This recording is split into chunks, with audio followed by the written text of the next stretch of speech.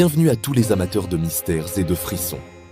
Aujourd'hui, je vous emmène dans un voyage au cœur de l'Écosse, à Édimbourg, pour explorer l'un des lieux les plus tristement célèbres et les plus hantés de la planète, le cimetière de Greyfriars Kirkyard.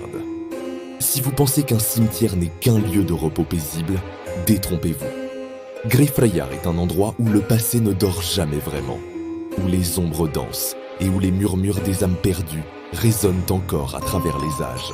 Préparez-vous, car ce que je vais vous raconter dépasse l'entendement. Greyfriars Kirkyard a été fondé à la fin du XVIe siècle, sur des terres qui appartenaient autrefois à un monastère franciscain. D'où son nom, Greyfriars, les frères gris, en référence à la couleur de leur habit. Dès ses débuts, ce lieu a été le théâtre d'événements sombres et tragiques qui ont imprégné ses murs et sa terre d'une énergie palpable et inquiétante.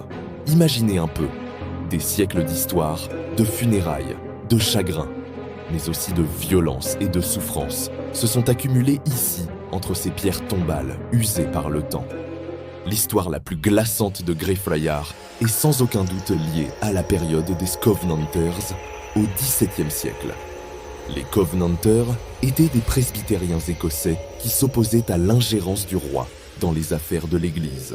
Après leur défaite à la bataille de Bothwell Bridge en 1679, plus d'1 millier de prisonniers Covenanters furent enfermés dans une section du cimetière, juste à côté de l'église. Cet endroit est aujourd'hui connu sous le nom de la prison des Covenanters. Les conditions de détention étaient absolument effroyables. Pendant plus de 4 mois, ces hommes ont été exposés aux éléments. Ils ont subi le froid, la faim, la fatigue et la maladie. Beaucoup y ont laissé la vie. D'autres ont été exécutés et certains vendus comme esclaves. Cette souffrance intense, cette agonie collective, a laissé une cicatrice indélébile sur le lieu.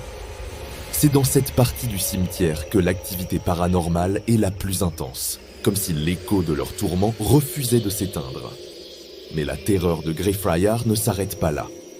Elle est personnifiée par une entité particulièrement malveillante, le poltergeist de Mackenzie.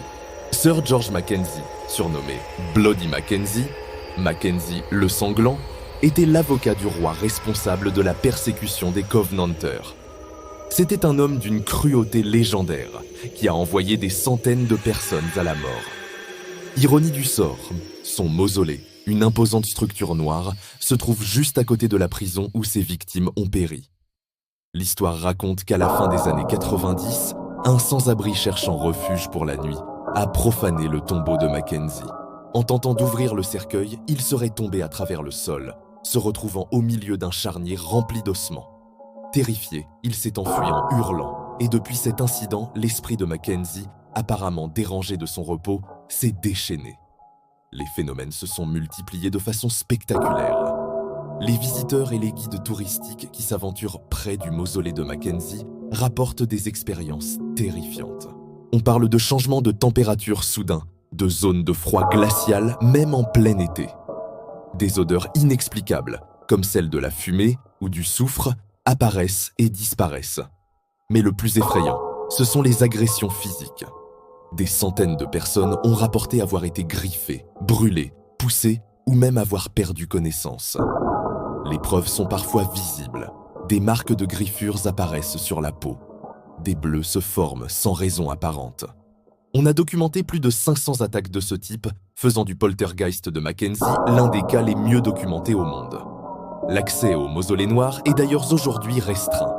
La ville d'Édimbourg a dû le fermer au public en raison du nombre croissant d'incidents avant de n'autoriser que des visites guidées très encadrées. Même les guides les plus expérimentés avouent ressentir une oppression, une présence malveillante à chaque fois qu'ils s'approchent du tombeau. Certains ont même démissionné, n'en pouvant plus de la tension nerveuse et des phénomènes qu'ils subissaient. Mais Mackenzie n'est pas le seul esprit à hanter Greyfriars. De nombreux témoignages font état d'autres apparitions, plus mélancoliques. On parle de la silhouette d'un moine, peut-être l'un des frères franciscains d'avant la construction du cimetière, qui erre silencieusement entre les tombes, son visage pâle et triste. Il ne semble pas agressif, juste perdu, comme s'il cherchait quelque chose qu'il ne trouvera jamais. Le voir procurerait un sentiment de profonde tristesse. D'autres visiteurs racontent avoir entendu des pleurs d'enfants près de certaines tombes ou avoir senti une petite main se glisser dans la leur pour disparaître aussitôt. Ces manifestations sont souvent associées aux nombreuses tombes d'enfants du cimetière, victimes des épidémies qui ravagèrent la ville autrefois. Ces esprits ne semblent pas malveillants, mais leur présence est un rappel poignant de la fragilité de la vie. Il y a aussi l'histoire de Bobby, le Skye Terrier le plus fidèle du monde. Après la mort de son maître, John Gray, en 1858, ce petit chien aurait veillé sur sa tombe ici, à Greyfriars, pendant 14 ans, jusqu'à sa propre mort. Une statue a été érigée en son honneur juste à l'extérieur du cimetière. Certains disent que la nuit, on peut encore entendre les jappements d'un petit chien ou voir sa petite silhouette trottiner près de la tombe de son maître. Une touche de poésie et de loyauté au milieu de toute cette noirceur. Alors, qu'est-ce qui rend Greyfriars si actif ?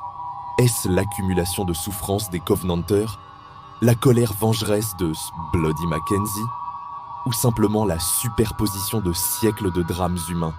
Les experts en paranormal qui ont étudié le site sont formels. L'énergie qui s'en dégage est exceptionnellement dense et complexe.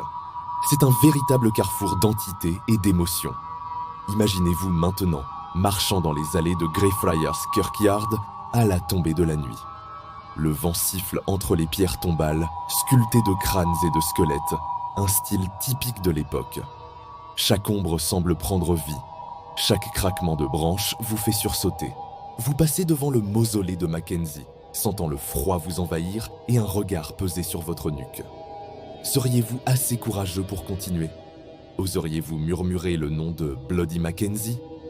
Ce lieu est un rappel puissant que certaines histoires ne meurent jamais et que certains lieux restent à jamais marqués par leur passé.